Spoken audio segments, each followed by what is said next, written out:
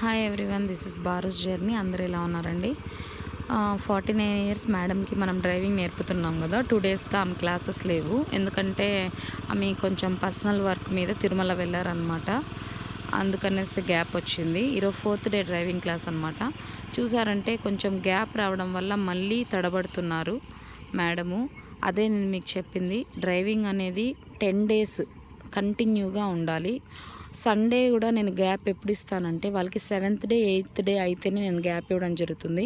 అదే first day అన్నా second day అన్నా 5 డేస్ లోపలే సండే వచ్చిందంటే వాళ్ళకి నేను సండే కూడా క్లాస్ తీసుకుంటాను. ఎందుకంటే గ్యాప్ అనేది మినిమం 7-8 డేస్ రాకూడదు అనమాట.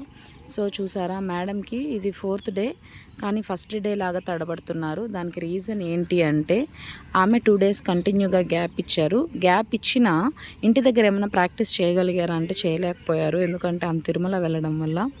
సో నేను మీకు ఎందుకు ఇది చెప్తున్నాను అంటే, మీరు డ్రైవింగ్ నేర్చుకోవాలి అంటే మీకు ఆల్రెడీ ఏదన్నా ఇప్పుడు కొన్ని వర్క్స్ అనేది మనకు చెప్పకుండా అప్పటికప్పుడు వస్తుంది. అలాంటిది మనం ఏం చేయలేము, నేను కాదనను. కానీ కొంతమందికి ప్లానింగ్స్ ఉంటాయి, ఇప్పుడు ఇది చేయాలి అప్పుడు అది చేయాలని.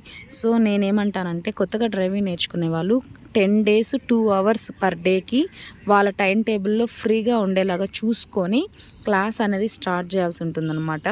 అలా చేసి కంటిన్యూగా 10 డేస్ మీరు గ్యాప్ ఇవ్వకుండా డ్రైవింగ్ క్లాసెస్ అనేది చేశారంటే డెఫినెట్గా మీకు మంచి రిజల్ట్స్ 10 రోజుల్లోనే డ్రైవింగ్ నేర్చుకునే విధంగా ఉంటుందన్నమాట. సో గ్యాప్ ఇవ్వద్దండి అని నేను సలహా ఇస్తున్నాను.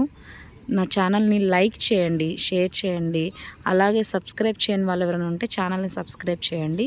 Thank you for watching.